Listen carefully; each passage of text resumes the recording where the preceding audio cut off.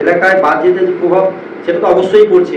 যে এতদিন যেসব শিক্ষিত বেকার ছেলেরা যারা চাকরির জন্য অনেক ঘুরে বেরিয়েছে, অথচ টাকা দিয়েও চাকরি পায়নি, তারা একটাই আশায় বুক বেঁধেছে যে আমাদের এই ডবল ইঞ্জিন সরকার, বিজেপি সরকার যে কথা দিয়েছে কথা রাখবে, তারা বিশ্বাসে আছে। কেন, যে সরকার কথা দিয়েছিল, সরকার আশা 1 মাসের মধ্যে যে স্বপ্ন পূরণ করছে, তারাও আশা করছে এটা তারা বাস্তবায়িত হবে, তারা আবার পুনরায় চাকরি পাবে। যেহেতু তারা শিক্ষিত বেকার ছেলে, তারা জানে যে এখানে কোনো দুর্নীতি হবে না, টাকা পয়সা লেনদেন হবে না, সে আশা তারাও করছে, আমাদের সঙ্গে মত বিনিময় করছে। 4 তারিখের পরে যে পরিবর্তন হয়েছে, সেই পরিবর্তন আসার পরে যে বাদল ছাড়া যে উচ্ছ্বাস মানুষের, সেই উচ্ছ্বাসের ফলে কিছু তৃণমূলীরাও আবির্বেগে আমাদের সঙ্গে মিশে আছে। আর যারা পুরনো করে বসে আছে তাদেরকে আমরা প্রাধান্য দেবো। আর আমাদের যে সরকার এসেছে এই 26-এ বিপুল সংঘর্ষতা নিয়ে, সেই সরকারের যে সাফল্য, যে প্রথমেই যে শুরু করে দিয়েছে যত কটা প্রকল্প, সেই প্রকল্প কটা বাস্তবায়িত করার জন্য আমরা সরকারি যে আধিকারিক আছে তাদের সঙ্গে হাতে হাত মিলিয়ে আমাদের কর্মীরা, সমর্থকরা ফর্ম ফিল আপ সব কিছু করে দিচ্ছে। হ্যাঁ, অনেক ক্ষেত্রে দেখা যাচ্ছে যারা বিজেপি নয় তারাও উল্টোপাল্টা রটাচ্ছে। এটা আমরাও যদি কড়াকড়ি জানতে পারি যারা রটাচ্ছে, কিন্তু আমরা আইনত স্টেপ নেব বা ঊর্ধ্বতন কর্তৃপক্ষকে আমরা জানাবো। একটু দেখতে পাচ্ছি যারা উল্টোপাল্টা অনেক কিছু করেছে, আমরা সামনাসামনি গিয়ে কথা বলেছি। সামনাসামনি বলতে না, অনেকে ভুল স্বীকার করেছে, না আমরা ভেবেছিলাম সবাই খেতে হবে না।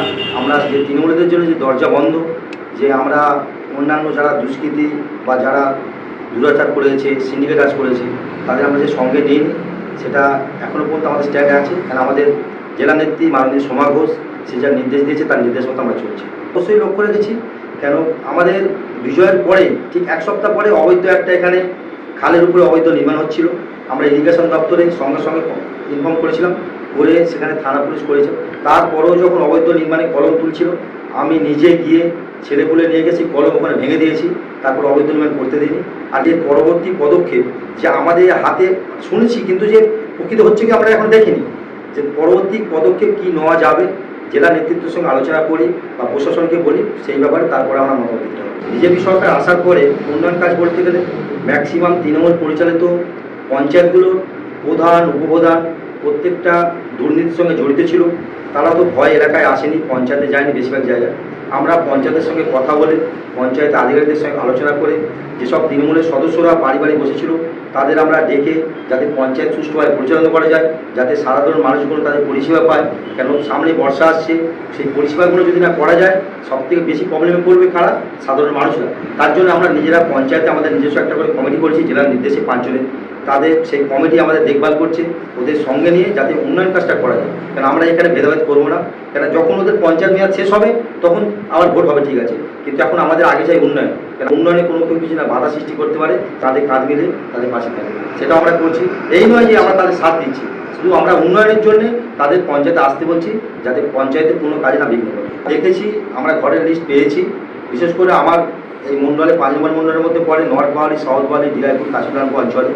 আমরা পঞ্চায়েত সেক্রেটারিদের সঙ্গে কথা বলেছি বা পঞ্চায়েতের যে প্রধান সে কথা বলেছি, যাদের ছাদের উপরে ছাদ করছে তাদের ওরা নিজেরা ভেরিফিকেশন করবে, যাতে সরকারি টাকা তারা ফেরত পায় সেই চিন্তাভাবনা ওরা করছে। আর যারা বিশেষ করে একদমই পায়নি, আমরা প্রত্যেকটা পঞ্চায়েত থেকে কথা বলছি, যাদের চিকচিকে দরমা বা মাটির বাড়ি আছে তাদের যাতে ইমিডিয়েট ব্যবস্থা করা যায়, সেই ব্যবস্থা অলরেডি আমরা আমার দিলাইপুর পঞ্চায়েতের সেক্রেটারিকে নিয়ে ভেরিফিকেশন করা হয়ে গেছে, যাতে এদের বর্ষার আগেই যাতে ভেরিফিকেশন হয়ে গিয়ে যাতে ঘর শুরু করতে পারে সেই ব্যবস্থা আমরা করেছি। এমন সময় টাকাটা দিয়েছিল অনেকে শুরু করতে পারে না, অনেকের সঙ্গে সাধারণ মানুষের সঙ্গে কথা বলেছি, যারা প্রকৃত গরিব, যাদের ন্যায্য পাওনা ছিল, তারা যাতে সেই ঘরগুলো শুরু করে, যাতে পরবর্তী টাকা আসে, সেই তাদের সঙ্গে সেই ব্যবহার আমরা করছি বা সেই সহযোগিতা আমরা করব। কিন্তু যারা প্রথম কিস্তির টাকা পেয়েছে, যারা ঘর পাওয়ার যোগ্য ছিল না, তারা যেন টাকা ফেরত দেয়, সেটা আমরা পঞ্চায়েতের সঙ্গে কথা বলে প্রশাসনিক যা ব্যবস্থা না সেটা আমরা। পঞ্চায়েতে কিছু কিছু সরকারি আধিকারিক তৃণমূল পরিচালিত প্রধানদের সঙ্গে এমন করাপ্টেড হয়ে গেছিল, তারা ইচ্ছা করে ওদের মানে ঘোরাচ্ছে বা যেসব জিনিস করছে, আমরা ওদের সঙ্গে বুঝেছি যে ওই সরকারে আমরা যে জিনিসগুলো আমরা করেছেন এই সরকারে করবে না। যারা ন্যায্য পাওনা বা যে দাবি ওরা নিয়ে আসছে, আপনারা সেটা সত্যতা যাচাই করুন, ওরা যারা উপযুক্ত ঘর পাওয়ার ব্যবস্থা হয় সেটা করুন। আমরা মানুষের পাশে থাকবো, কারণ আমাদের ডবল ইঞ্জিন সরকার যে কাজ উন্নয়ন করবে সারা ভারতবর্ষে। আজকে পশ্চিমবাংলা যেটা ভাবে, বিগত দিন কিন্তু সারা ভারতবর্ষ ভাবে। আমরা চাই আমরা কাঁধে কাঁধ মিলিয়ে আমাদের সমগ্র বাঙালি অন্যান্য ভারতবর্ষের রাজ্যের মতো আমরা তত্ত্ব এগিয়ে যাব।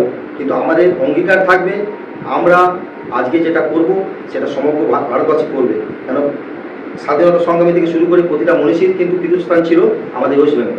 আমাদের কাজে পরিচয়, কেন আগাম আমরা কোনো ভবিষ্যৎবাণী করবো না, কাজের মধ্য দিয়ে আমাদের মাননীয় শুভেন্দু অধিকারী সেটা দেখাচ্ছে, আর সেই নির্দেশ মতো আমরা চলছি। শুভঙ্কর অধিকারী, বজবজ 5 নম্বর মন্ডল সভাপতি।